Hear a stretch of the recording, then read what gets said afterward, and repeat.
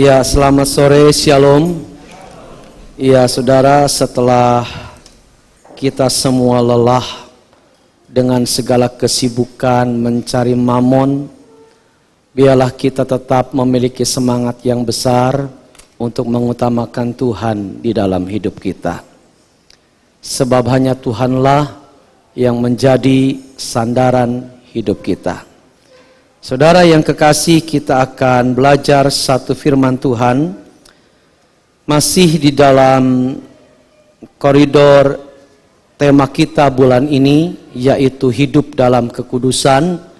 Tetapi sore hari ini kita akan belajar sebuah tema, yaitu faktor-faktor penunjang hidup kudus. Mari kita akan buka satu ayat, saudara, di dalam Filipi pasal 2 ayat yang ke-12.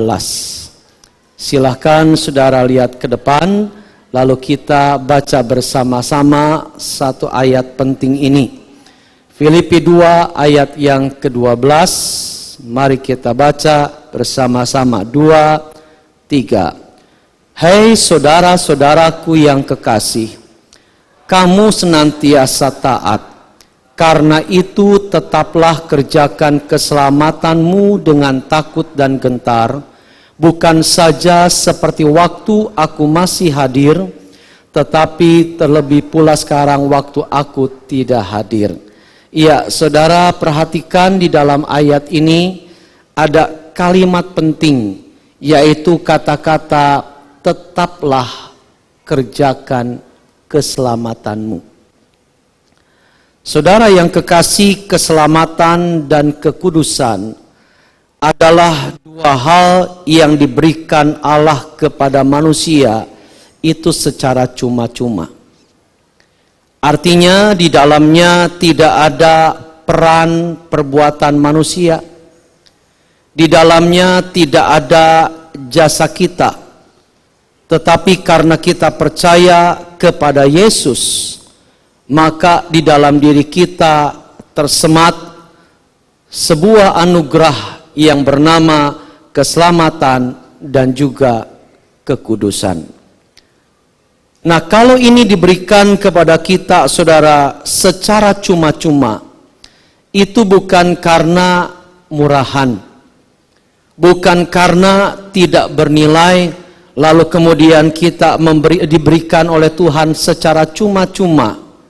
Tetapi justru sebaliknya, saudara, karena terlalu mahal, saking mahalnya, maka tidak ada seorang pun, saudara, yang mampu membelinya, maka Tuhan kemudian memberikan kepada kita secara cuma-cuma. Nah, oleh karena itu, saudara, Rasul Paulus menekankan kepada kita agar dua hal ini, khususnya keselamatan, itu dikerjakan. Maksudnya apa, saudara? Keselamatan dan kekudusan itu harus dikerjakan.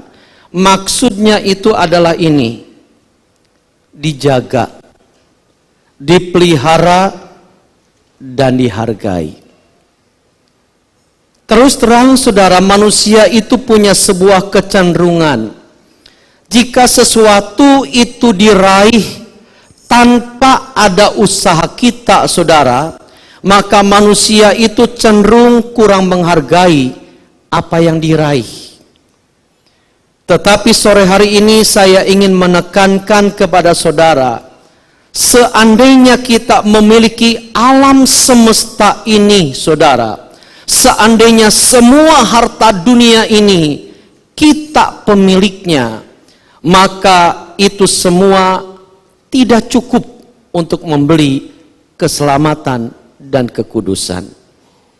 Nah, karena Tuhan itu sudah memberikan ini kepada kita secara cuma-cuma, secara gratis pada saat kita percaya kepadanya, itu sebabnya Rasul Paulus berkata kepada kita, tetaplah kerjakan keselamatanmu dan kekudusanmu.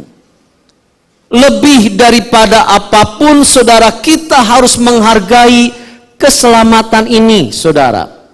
Lebih dari apapun, lebih dari harta kita, lebih daripada pekerjaan kita, lebih dari usaha kita, keselamatan dan kekudusan itu harus dihargai, saudara.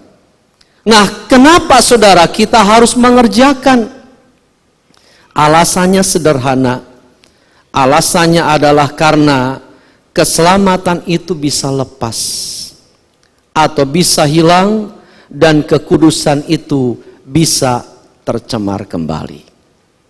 Saudara yang kekasih, coba saudara perhatikan, dalam dunia teologi ini sering saya singgung di dalam khotbah-khotbah saya, ada dua kutub tentang keyakinan soal keselamatan, saudara.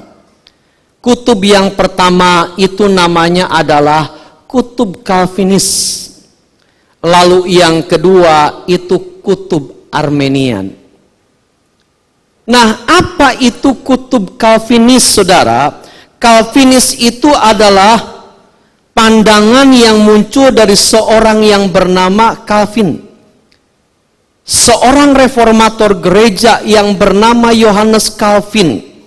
Dia mengatakan begini, saudara, sekali selamat, tetap selamat.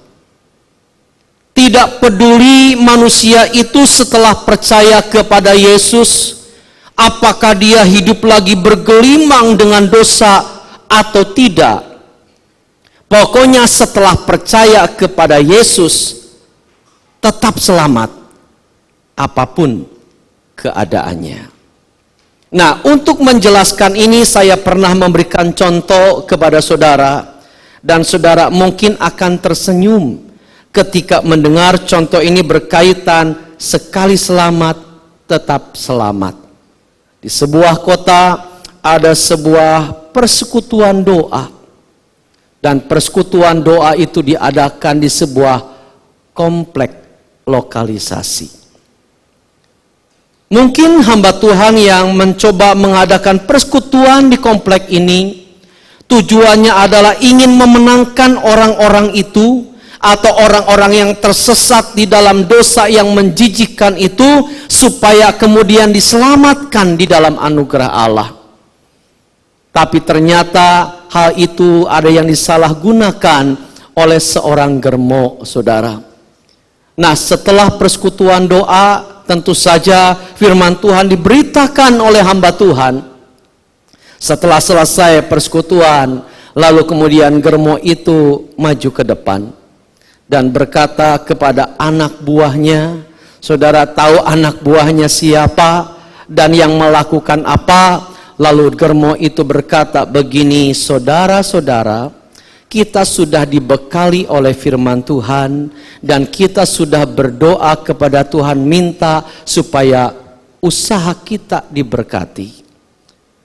Mari kita kembali kepada pekerjaan kita masing-masing. Menurut saudara, orang ini yang begini selamat apa enggak? Ya? Kalau saya tidak. Nah, saudara, kalau Calvinis itu tidak peduli keadaan manusia bagaimanapun juga, pokoknya aku sudah percaya kepada Yesus, ya apapun keadaanku, aku selamat.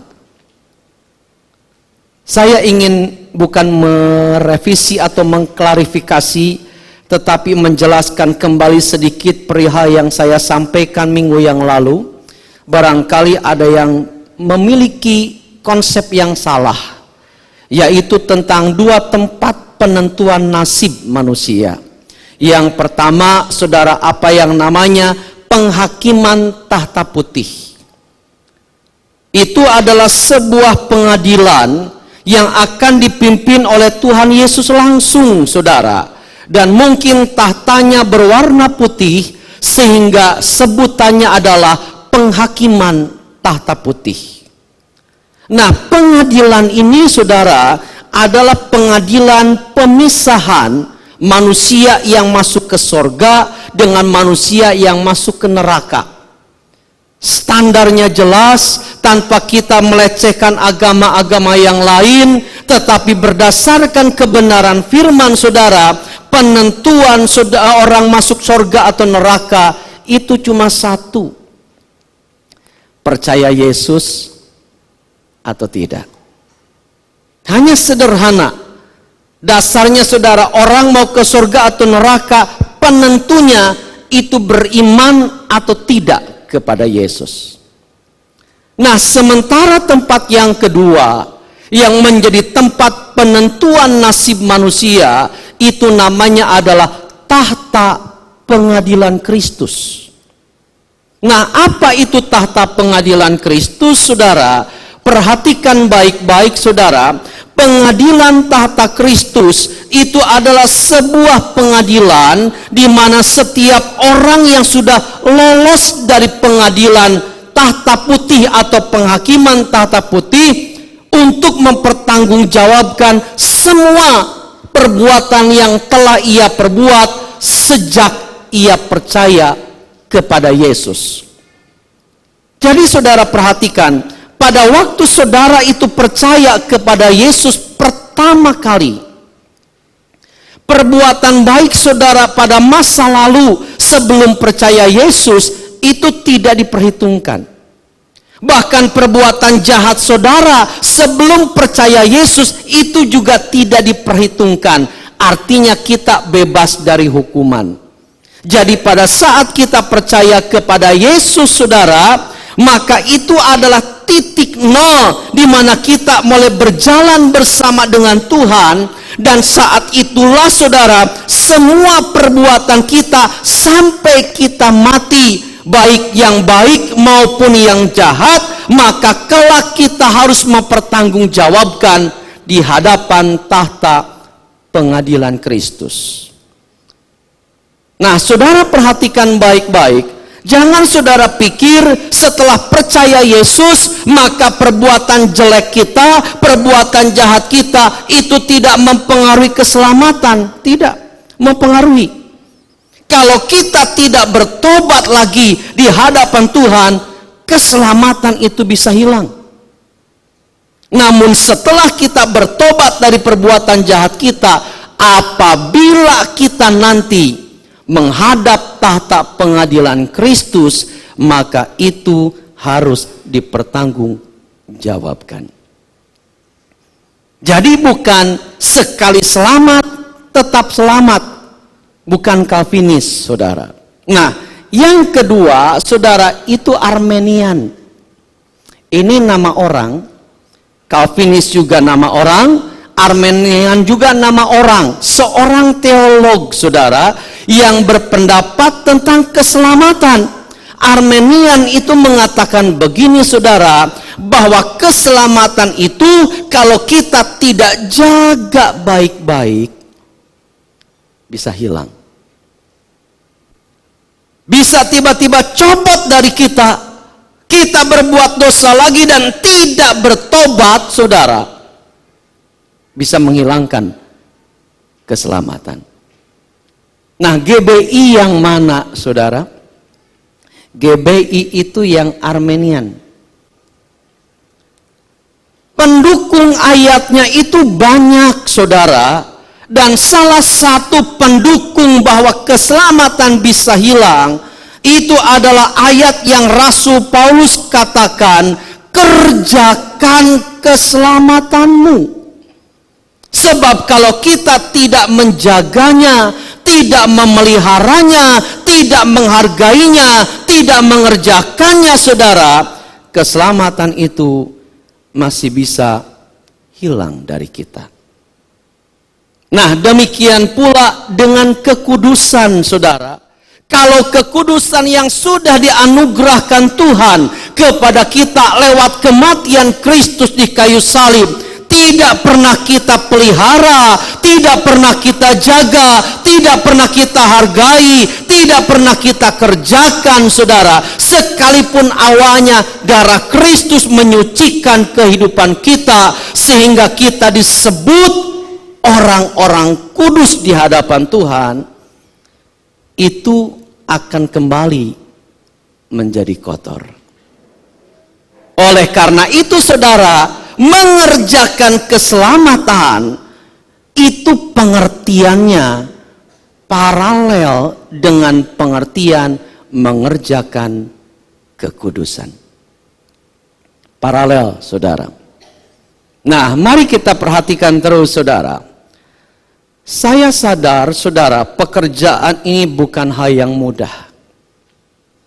Ini membutuhkan penunjang yang menolong kita, mempermudah kita sehingga kita bisa hidup di dalam kekudusan.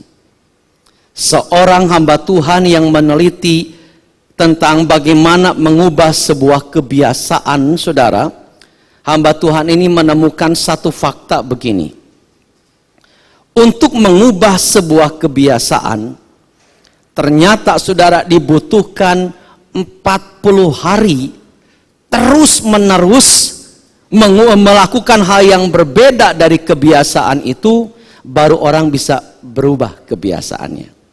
Contoh, misalnya saudara ini punya kebiasaan tiap pagi harus minum kopi. Kalau saya tidak. Kalau saya minum kopi malah mulut jadi kecut. Tapi orang yang biasa minum kopi, tidak minum kopi, kecut. Minum kopi malah enak, saudara.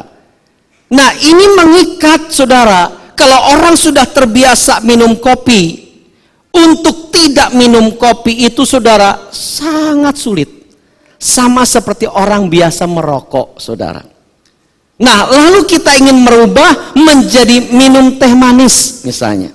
Dari kopi ke teh manis, saudara, menurut pengamatan seorang hamba Tuhan, orang membutuhkan waktu minimal itu 40 hari terus menerus menyangka dirinya tidak minum kopi tapi diganti dengan teh terus 40 hari.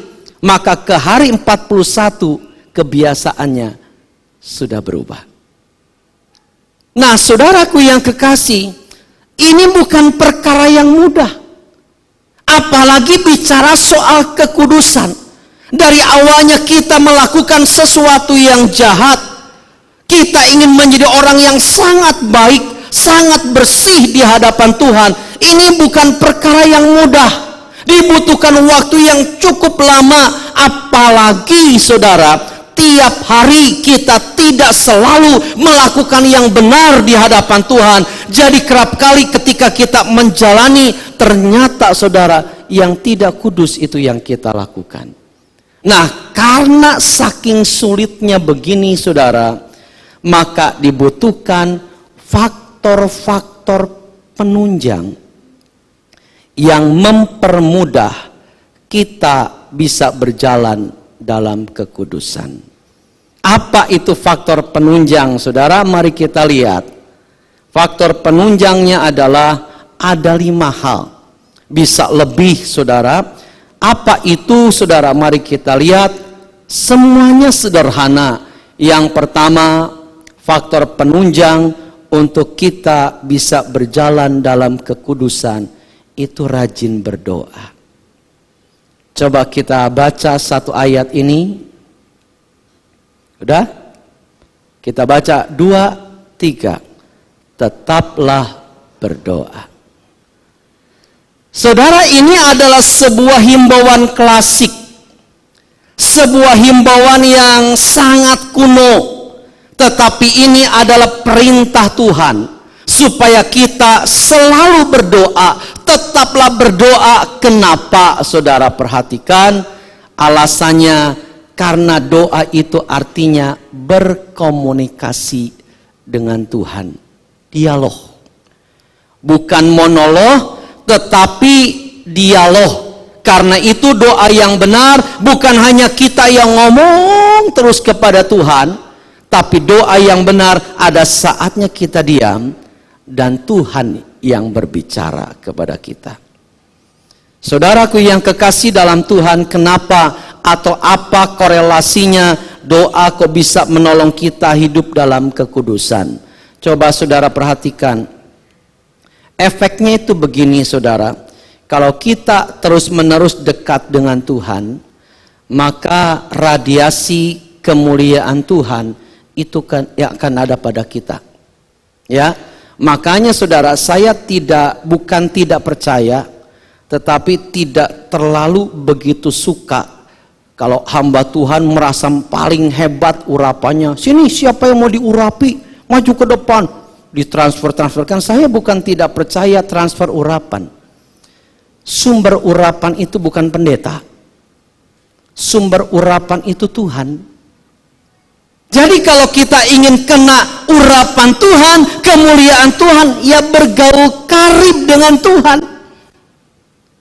Karena Tuhan sumbernya, dan salah satu cara kita bergaul karib dengan Tuhan, kalau kita banyak berdoa, saudara. Yang saya maksudkan rajin berdoa, bukan doa makan, bukan doa mau tidur, bukan doa bangun tidur, itu jangan dihitung. Tapi yang saya maksudkan itu adalah kita memberikan waktu khusus untuk Tuhan berbicara kepada kita. Kita lihat satu contoh, saudara. Dalam Alkitab itu ada seorang tokoh yang bernama Musa. Coba lihat ayatnya, Keluaran 34 ayat 29 sampai 30. Ketika Musa turun dari Gunung Sinai, kedua hukum Allah ada di tangan Musa. Ketika ia turun dari gunung, ia tahu bahwa kulit mukanya bercahaya oleh karena ia telah berbicara dengan Tuhan. Wajahnya bercahaya oleh karena ia telah berbicara dengan Tuhan. Ketika Harun dan segala orang Israel melihat Musa, tampak kulit mukanya bercahaya, maka takutlah mereka mendekati dia. Maksud takut di sini bukan wedi, tapi segan. Ada wibawa ilahi dalam diri Musa, sehingga Harun sebagai kakaknya mendekati Musa itu takutnya luar biasa. Apakah ada orang yang berani ngajak Musa berbuat dosa ketika ia penuh kemuliaan Tuhan? Enggak ada, saudara. Di sini titik korelasinya. Di sini titik hubungannya, saudara. Kalau kita dekat intim dengan Tuhan, saudara, maka kita itu gampang menjauhi sesuatu yang tidak kudus. Saudaraku yang kekasih dalam Tuhan, jadi kesimpulannya sederhana begini. Banyak doa itu akan semakin membenci dosa. Saudara, ada sebuah gereja di Bandung. Ya, gereja ini sudah lama tidak ada pendetanya, saudara. Kalau sebuah gereja tidak ada pendetanya, sukar maju, saudara. Jelas, tidak ada payung dalam gereja itu, saudara. Nah, sudah sekian tahun lamanya itu gereja tidak ada pendeta. Diadakan KKR sudah penuh sesaat, tapi selesai KKR mereteli lagi, saudara. Kenapa? Karena tidak ada pendetanya. Lalu kemudian akhirnya dipilih seorang pendeta untuk menggembalakan gereja ini, saudara. Saudara tahu, gereja ini, saudara, ketika pendeta itu masuk, suasananya suam, dingin, tidak ada hadirat Tuhan sama sekali. Lalu kemudian pendeta ini coba membuat program ini, program itu, mentok.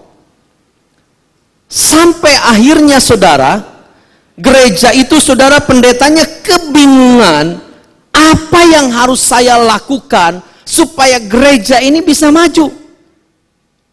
Saudara, kalau saya memajukan gereja ini mengandalkan program, saya akan kehabisan program. Kemajuan gereja itu bukan program.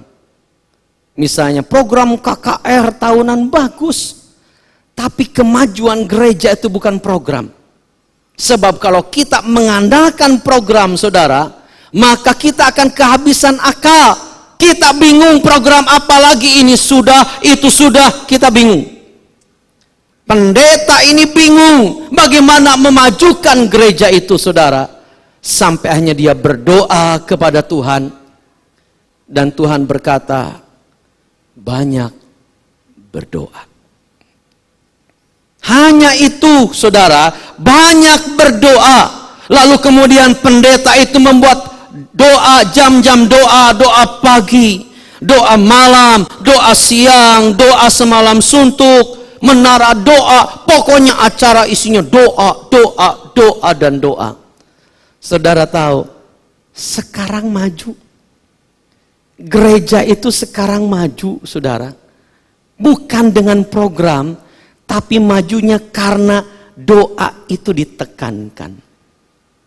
Nah, coba saudara perhatikan, kalau sebuah gereja saja ketika banyak berdoa bisa maju, saya sangat percaya ketika satu pribadi rajin berdoa kepada Tuhan, maka kerohanian pribadi orang itu pun maju, saudara. Kerohanian yang maju itu artinya bukan berarti pelayanannya banyak saja. Tapi kerohanian yang maju itu artinya, saudara, kita semakin mudah menolak godaan terhadap hidup kita. Kalau saudara maju pelayanannya tapi gampang jatuh, ini bisa dikatakan ini orang mundur kerohaniannya. Jadi saudara, yang pertama itu rajin berdoa. Sayang sekali saudaraku yang kekasih, yang namanya doa itu adalah sebuah aktivitas atau pelayanan yang paling banyak tidak disukai oleh jemaat. Kalau saudara lihat pendoa-pendoa syafaat di tempat kita, itu anggotanya kebanyakan ABG. Anak baru gocap, saudara. Artinya 50 tahun ke atas pesertanya, saudara. Yang muda-muda itu jarang yang ikut. Rata-rata tuh ibu-ibu, bapak-bapaknya hampir nggak ada, saudara. Saya juga bingung kenapa bapak-bapak tidak suka berdoa. Kebanyakan ibu-ibu 50 tahun ke atas yang suka berdoa, saudara. Saudara, ini adalah sebuah cara yang sangat sederhana yang Tuhan katakan ini akan jadi penunjang kita berjalan dalam kekudusan kalau kita itu rajin berdoa. Saudara, terus terang saja kalau saya membaca sebuah buku teologi karangan Charles Ceriri, ketika saya mempersiapkan sebuah PA tentang dosa, saudara, saya kaget. Ternyata seorang teolog yang bernama Charles Ceriri itu mengklasifikasikan dosa menurut perjanjian baru. Katanya itu kata Yesus. Salah satunya itu adalah tidak berdoa. Itu dosa.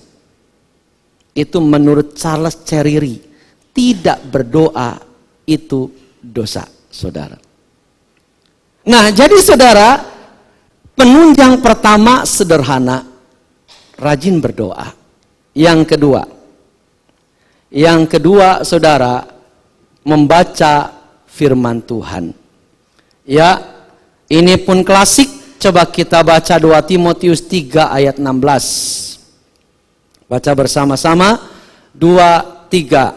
Segala tulisan yang diilhamkan Allah memang bermanfaat untuk mengajar, untuk menyatakan kesalahan, untuk memperbaiki kelakuan, dan untuk mendidik orang dalam kebenaran. Hal kedua yang menunjang, menolong atau mempermudah kita berjalan dalam kekudusan adalah kalau kita suka membaca firman. Kenapa, saudara? Sebab firman Allah itu adalah perkataan Tuhan. Firman Tuhan itu bahkan Tuhan sendiri. Contoh, ketika seorang perwira, saudara, datang kepada Yesus, dia berkata, Tuhan, Guru, hambaku sakit. Yesus berkata, ya, aku akan datang ke rumahmu. Nah, saudara, seharusnya perwira ini mendengar perkataan itu, dia merasa senang sebab Yesus mau datang ke rumahnya. Tapi ada sesuatu yang sangat unik dalam peristiwa ini, saudara. Ketika perwira itu ngomong, Tuhan Yesus ngomong begitu, perwira ini berkata begini, Tuhan, di bawahku ada bawahan. Kalau aku berkata datang, ia akan datang. Kalau aku berkata pergi, dia akan pergi. Artinya saudara, cukup katakan saja sepatah kata, maka hambaku akan sembuh. Kata perwira ini kepada Yesus, saudara. Seharusnya kalau Yesus datang itu lebih senang. Tetapi perwira ini, saudara, merasa terlalu tidak layak. Kalau Yesus datang, dia berkata, cukup katakan sepatah kata saja, maka hambaku akan sembuh, kata perwira itu. Kebenaran apa yang kita tangkap dari ungkapan ini, saudara? Perwira ini meyakini begini, saudara, perkataan Yesus itu sama dengan kehadiran Yesus. Jadi saudara, ketika kita membaca firman Tuhan, sebetulnya kita sedang membaca Yesus. Kita sedang membaca pikiran Allah. Dan ingat saudara, Alkitab katakan bahwa saat ini kita masih kekasihnya Yesus. Kalau kita memang masih berpacaran, seharusnya orang pacaran itu suka membaca surat pacarnya, saudara. Saya kan pernah bersaksi kepada saudara ketika saya masih pacaran. Saya tuh pacaran dengan istri saya ini, saudara, ketika jadi langsung misah. Saya ke Jakarta, pacar saya di Tasik. Belum akrab sudah misah. Tapi seiring berjalannya surat, seminggu sekali kilat. Kalau sekarang kan ada SMS, saudara. Mungkin tiap saat bisa SMS-an. Tapi zaman saya HP belum ada. Jadi kilat seminggu sekali, saudara. Itu 1 minggu itu nunggunya rasanya lamanya luar biasa.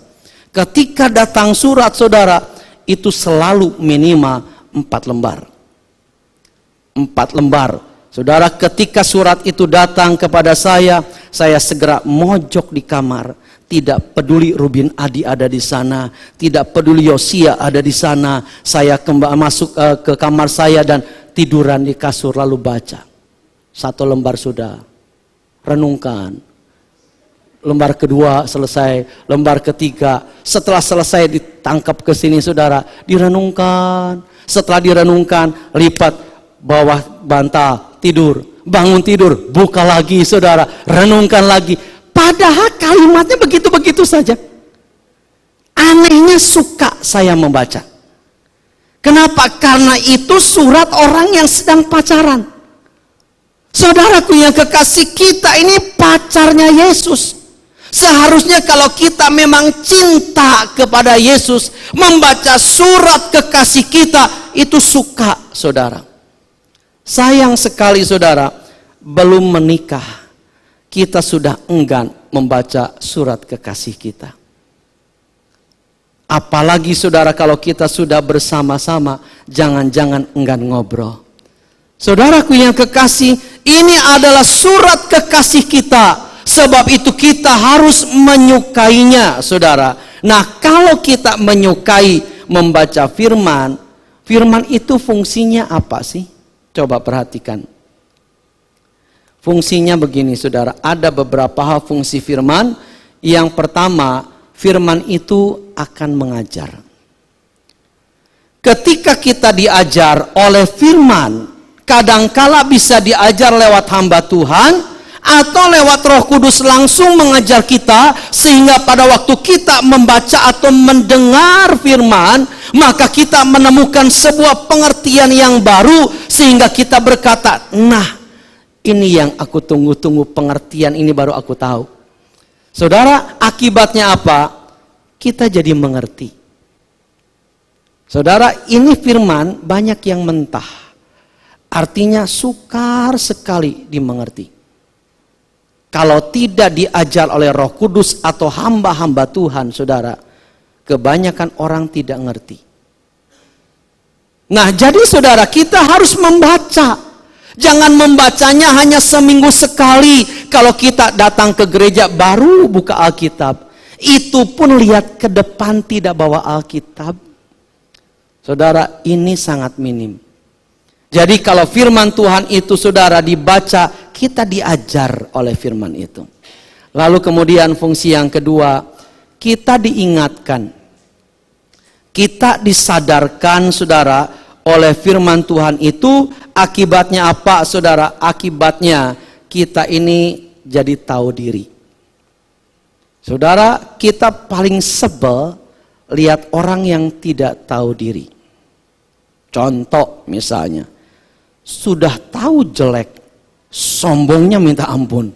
Misalnya saudara, mending cantik, cakep, sombong nggak apa-apa. Sudah jelek, sombong maning. Itu istilah orang tidak tahu diri. Maaf ya, saya tidak nyinggung siapa-siapa. Sudah miskin, males maning. Itu orang tidak tahu diri, saudara. Kita paling sebel lihat orang yang tidak tahu diri begini, saudara. Nah, kalau kita membaca firman, maka firman itu saudara seperti cermin. Yakobus 1 ayat 23-24 berkata, ketika kita membaca firman, firman itu seperti cermin. Dan saat kita bercermin, kita jadi tahu, oh di pipi saya ada coreng hitam. Oh ada tai lalat di kening saya misalnya. Itu lewat cermin. Ada satu cerita. Cerita ini kisah nyata, saudara. Di Afrika pernah hidup satu suku yang sangat terbelakang. Dan suku ini saudara dipimpin oleh seorang ratu. Yang menurut suku ini, ratu itu katanya paling cantik di kalangan mereka, saudara. Nah, tidak ada dunia modern yang bisa tembus ke suku ini. Saking rapetnya saudara, saking terpencilnya suku ini sehingga ia cukup lama bisa mempertahankan keterbelakangannya. Sampai suatu hari saudara, akhirnya suku ini tercium juga oleh seorang pedagang. Lalu pedagang itu masuk sampai ke dalam suku terbelakang ini untuk apa? Untuk berdagang. Salah satu benda yang ditawarkan oleh pedagang ini kepada suku primitif ini adalah cermin, saudara. Sebelum didagangkan kepada yang lain, maka pedagang ini harus memperkenalkan barang itu kepada ratunya. Lalu ratu itu, saudara, ditunjukin barang cermin. Saat cermin itu dilihat oleh si ratu ini, saudara, dia bisa lihat wajahnya yang jelek. Dia bisa lihat wajahnya yang kotor. Langsung dia membanting itu cermin dan pedagang itu diusir. Saudara, siapa yang salah?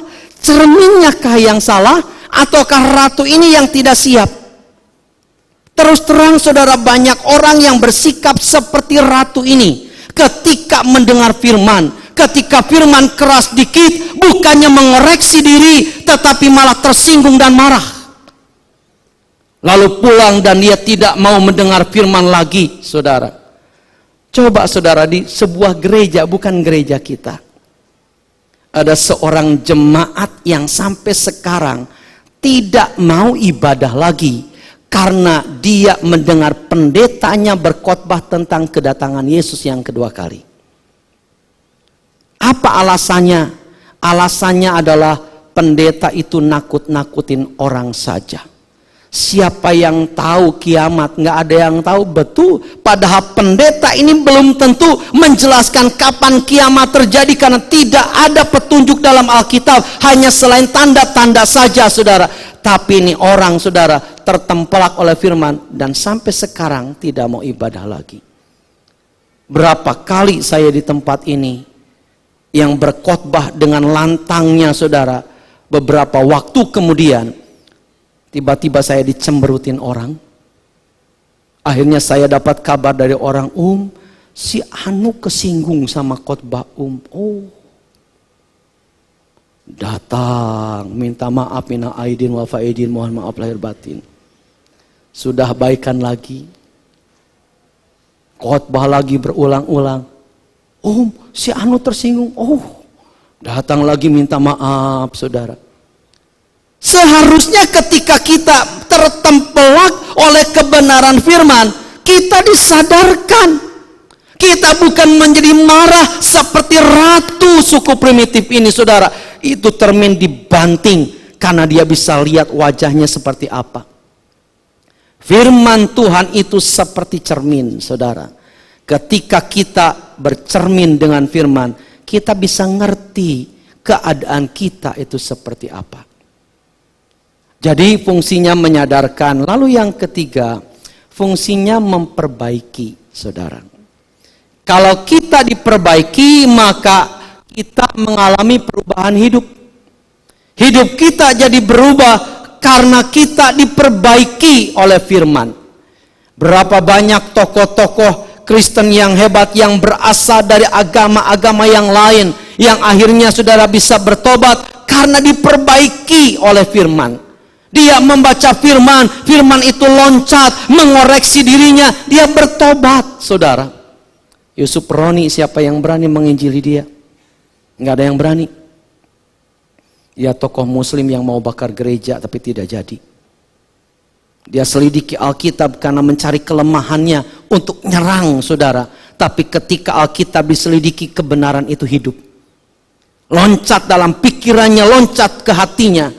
Dan dia menjadi gelisah membaca firman. Dan akhirnya bertobat, saudara. Ditangkap, hidupnya diubah oleh kebenaran firman. Firman itu punya kuasa yang sangat hebat. Bayangkan Alkitab berkata, alam semesta yang tidak ada fondasi ini. Planet-planet yang berputar menurut peredarannya tanpa ditopang apa-apa. Tahukah saudara apa yang menopang? Alkitab berkata, yang menopang alam semesta yang tidak ada penyangga ini, firman. Firman.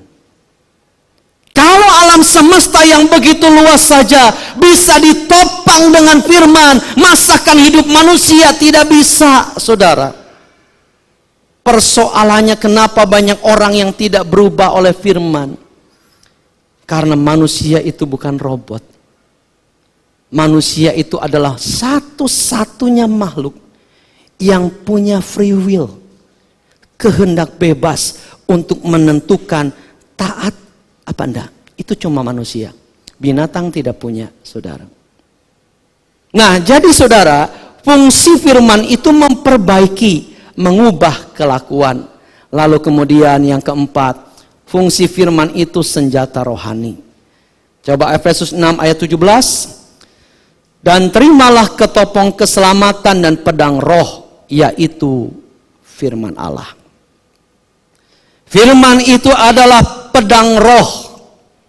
Pedang bermata dua, artinya tajam ke depan, tapi juga tajam kepada yang berbicara. Makanya ketika saya menyampaikan firman kepada jemaat, ketika ada sesuatu yang saya sendiri belum sempurna atau belum melakukannya, firman itu buat saya juga, saudara. Sebab firman itu pedang bermata dua. Nah, jadi saudara, ini senjata rohani. Coba saudara perhatikan ketika Yesus sedang digoda oleh setan di padang gurun. Pakai senjata apa dia? Untuk melawan setan itu dia hanya menggunakan ada tertulis, ada tertulis, ada tertulis. Yesus ucapkan kalimat firman-Nya. Itu sebabnya kalau kita membaca firman, biasakan dihafalkan ayat-ayat yang penting. Sebab ketika ayat itu diucapkan oleh kita kepada setan, saudara, setan itu akan mengalami kepanasan. Betul, saudara. Saya katakan firman itu membuat setan itu gerah. Karena itu belajar menghafal ayat-ayat firman. Yesus ketika digoda berkata, ada tertulis, setiap manusia tidak hidup dari roti saja, tapi dari setiap firman yang keluar dari mulut Allah. Dia ucapkan langsung dan setan kalah.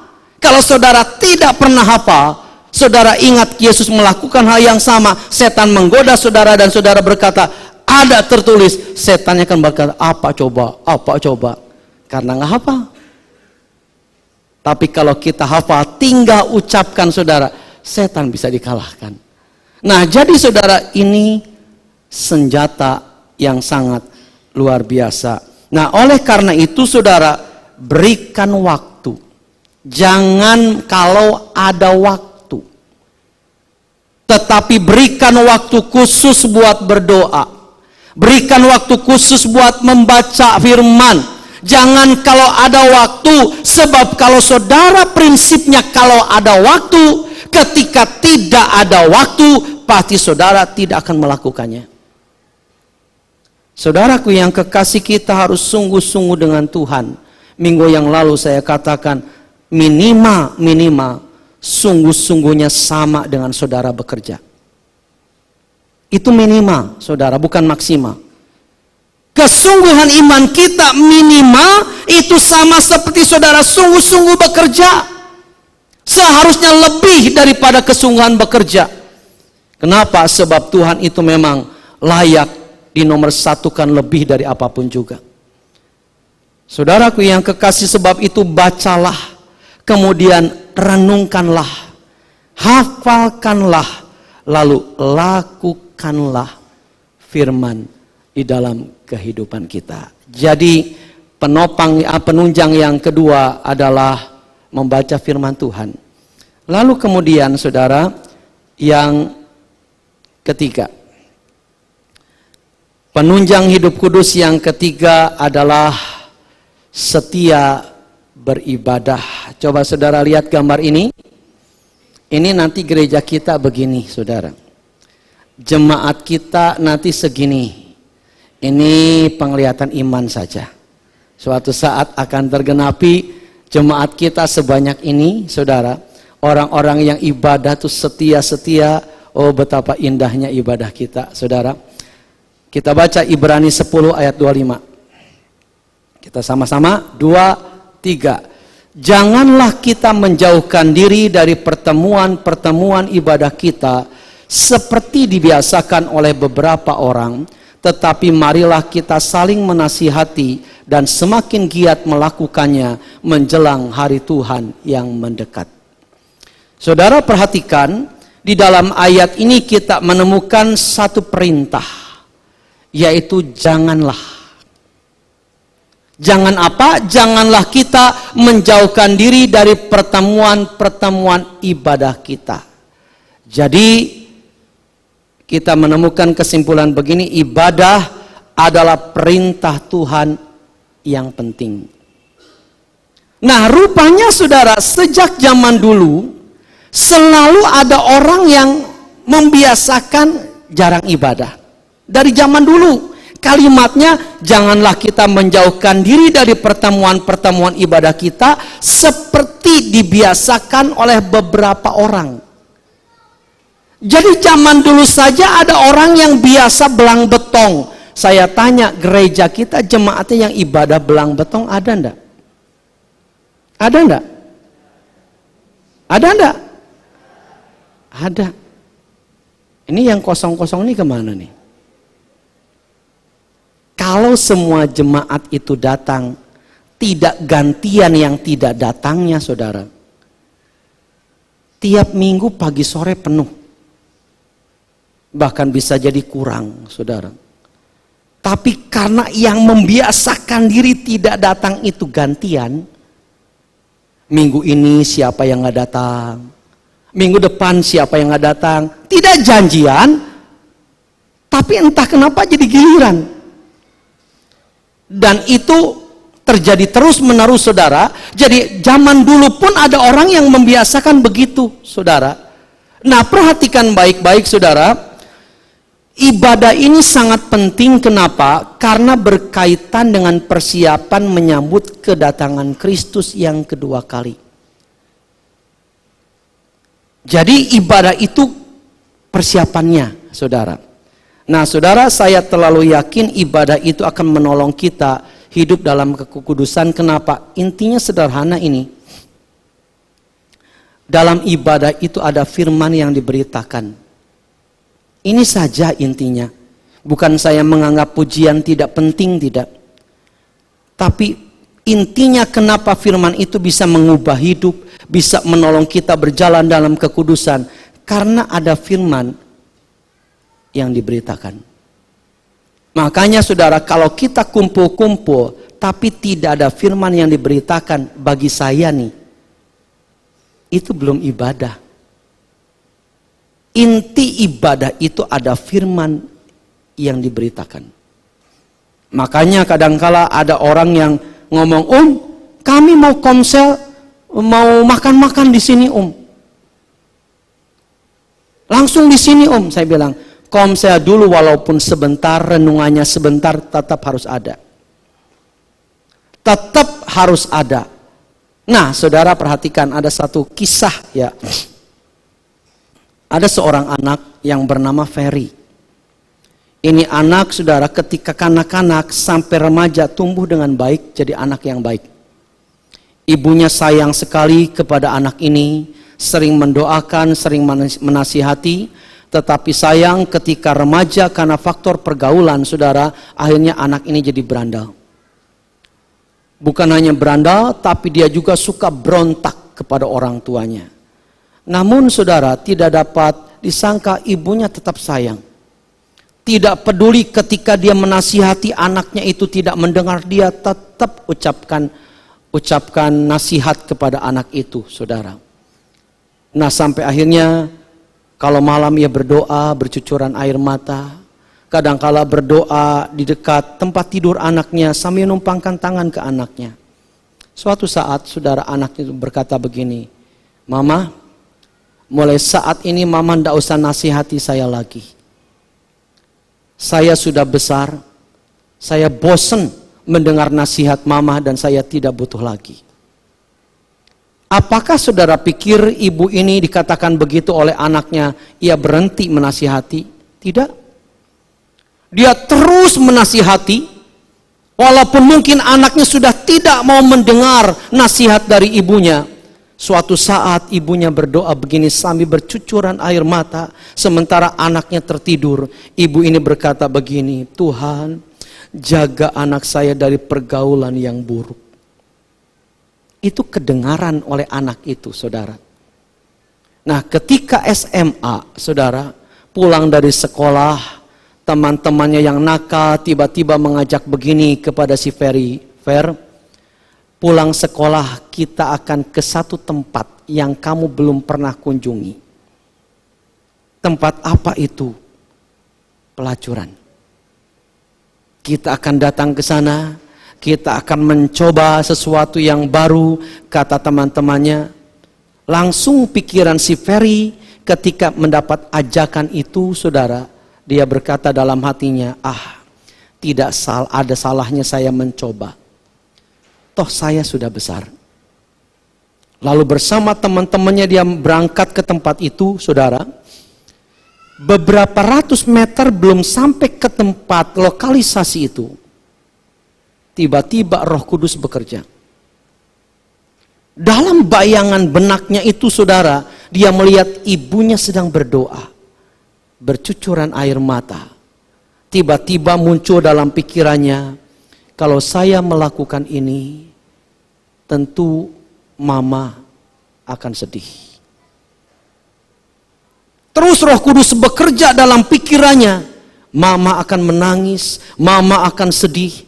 Tiba-tiba nasihat mamanya itu dimunculkan oleh Roh Kudus, saudara. Akhirnya dia berani ambil keputusan, dia berbalik arah, tinggalkan teman-temannya, dan sejak saat itu dia tidak pernah datang lagi ke tempat itu. Itu pertama dan langsung dia bisa mengalahkannya, saudara. Kalau dia melakukan yang pertama, pasti ada yang kedua, ada yang ketiga. Saudara, maksudnya apa saya cerita begini? Dengarkan baik-baik. Saya ini pendeta, saudara. Saya ini bapak. Walaupun banyak yang lebih tua dari saya di tempat ini. Saya ini bapak. Tugas saya itu menyampaikan firman. Ada dua kondisi yang selalu bertentangan dalam pikiran saya ketika saya menyampaikan firman. Yang pertama, saudara, saya harus meyakinkan diri saya bahwa ketika saya berkhotbah jemaat mendengar dan nurut. Saya harus meyakinkan, sampaikan. Dan itu membuat menyampaikan harus yang terbaik. Karena saya yakin bahwa jemaat mendengarkan apa yang saya sampaikan. Tapi di sisi yang lain, saudara, pikiran yang berbeda itu muncul. Saya merasa tidak yakin bahwa semua jemaat itu mendengarkan apa yang saya sampaikan. Saudaraku yang kekasih, dan itu bertentangan terus, berlawanan dalam pikiran saya. Ada orang yang mungkin tidak suka ketika saya khotbah karena kepanjangan. Ada orang yang mungkin tidak suka dengan gaya saya. Ada orang yang tidak suka mendengar firman, pokoknya tidak suka. Pulang ya pulang, firman ya firman disampaikan tapi tidak pernah nyantel. Saudaraku yang kekasih, ketika saya bergelayut dengan pikiran seperti itu, satu firman yang menguatkan saya. Ketika engkau memberitakan firman, firman itu tidak akan berlalu dengan begitu saja. Pasti ada saja yang nyangkut dengan kebenaran firman.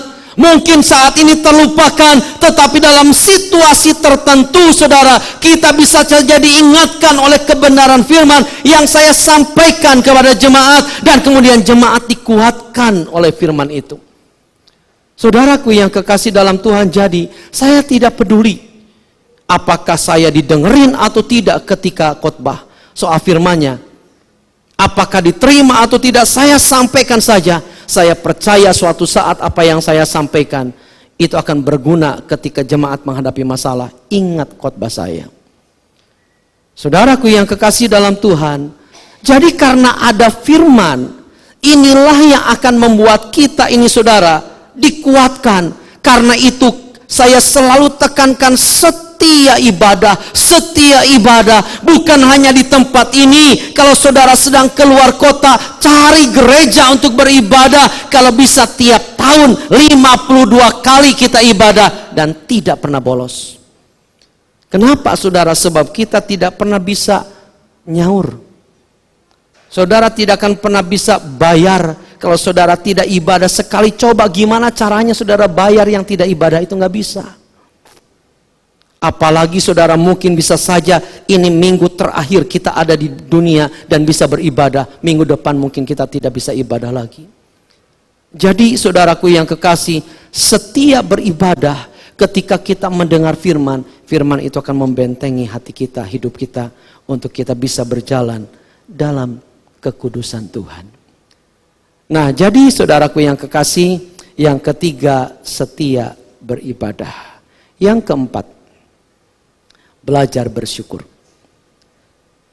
1 Tesalonika 5 ayat 18. Mengucap syukurlah dalam segala hal, sebab itulah yang dikehendaki Allah di dalam Kristus Yesus bagi kamu. Mengucap syukurlah dalam segala hal.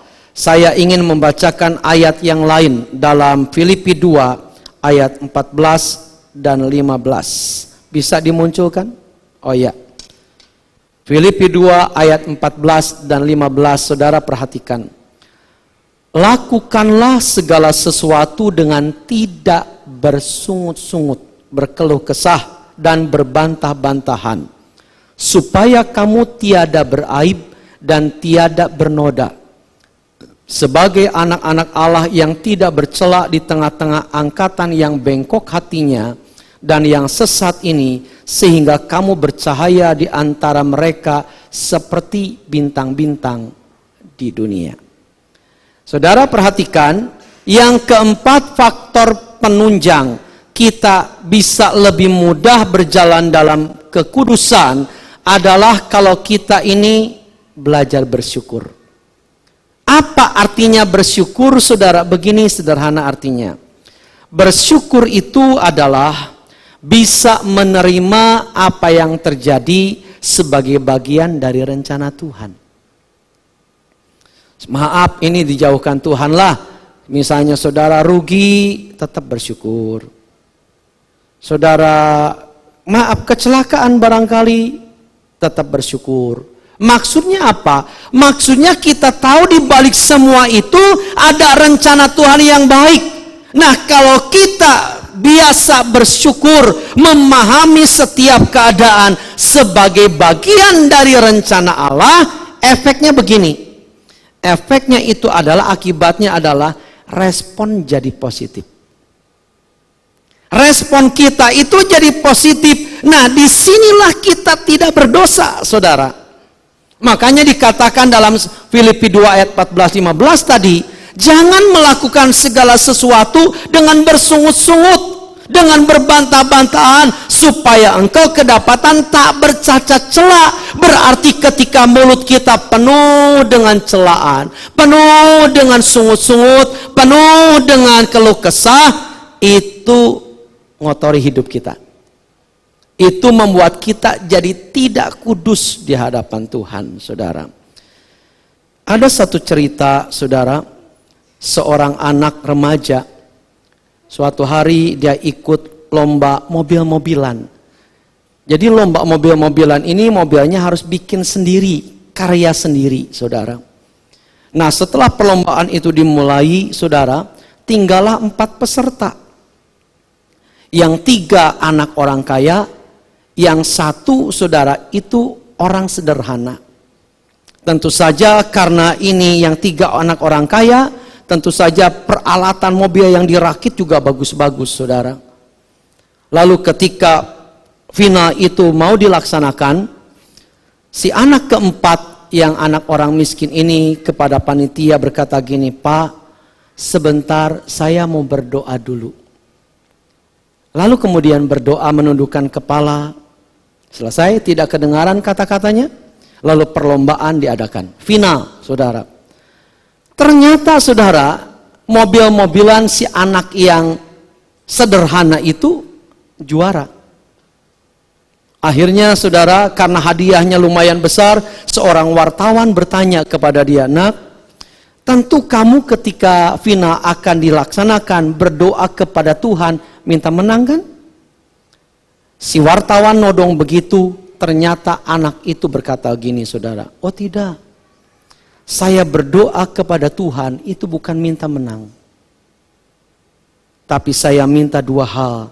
Yang pertama, kalau saya kalah saya tidak nangis. Yang kedua, kalau saya kalah saya tetap bisa bersyukur."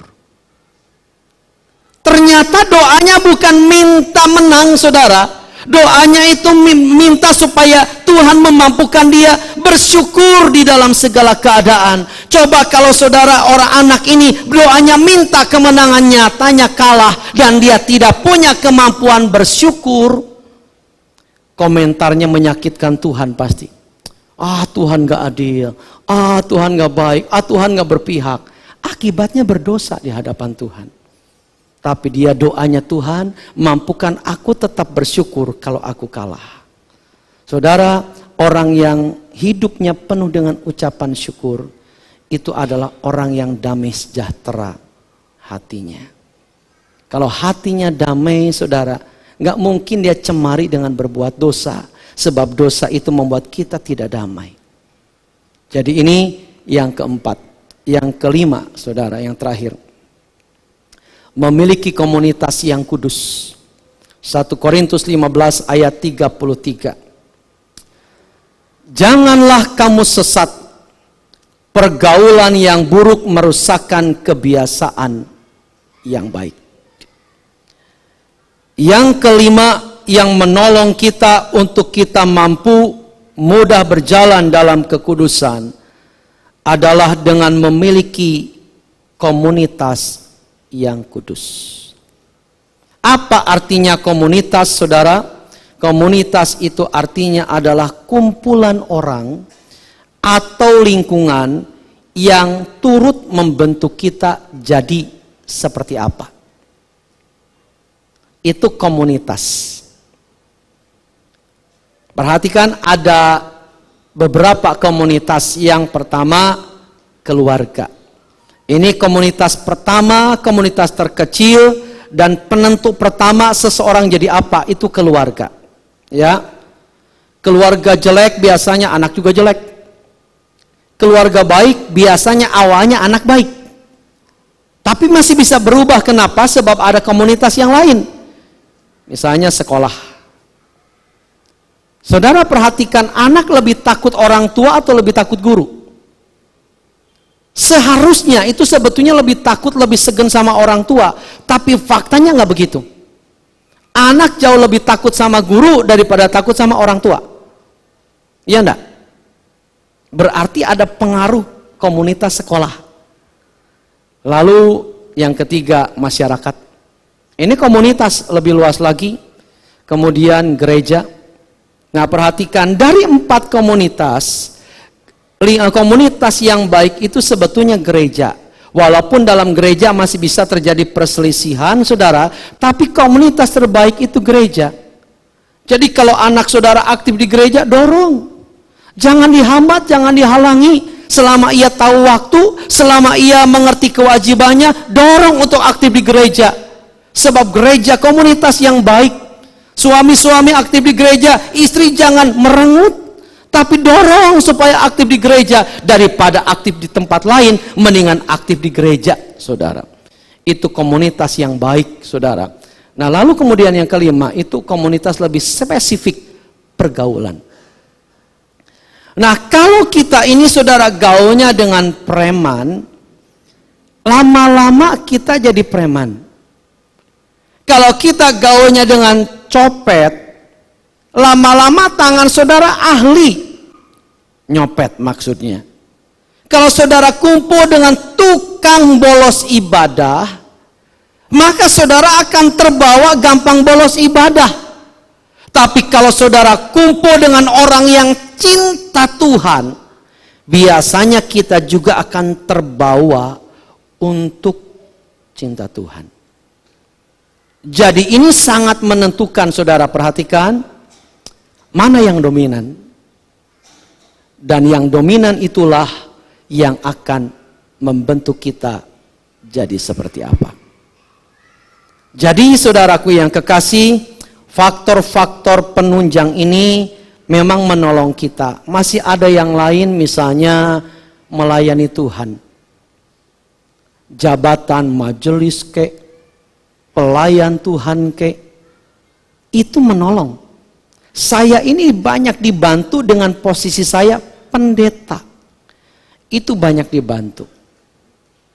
Jadi kalau mau melakukan yang memalukan, ingat kamu pendeta. Itu menolong. Bukan berarti kalau bukan pendeta, boleh, bukan. Nah, terjunkan diri dalam pelayanan supaya tersemat, saya pelayan Tuhan. Walaupun ini saudara maaf persentasenya kecil. Sebab ada pelayan-pelayan Tuhan mungkin berdiri di mimbar, main musik, tapi ternyata di belakang hidupnya penuh dengan kekotoran, mungkin ada. Mungkin ada. Saya tidak bisa ngawasi. Tapi itu hanya menunjang saja. Nah, akhirnya dengar. Yang paling menentukan tentu saja kembali kepada diri kita. Apakah kita punya komitmen untuk hidup kudus atau tidak? Kembali kepada diri kita juga. Bukan semua aktivitas tadi.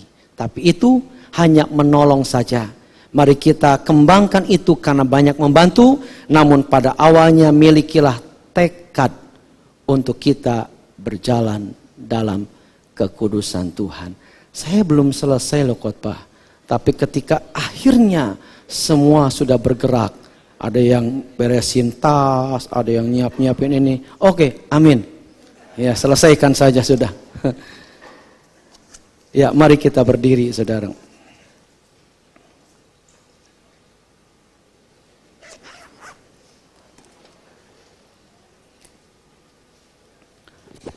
Di hadapan tata kudus-Mu.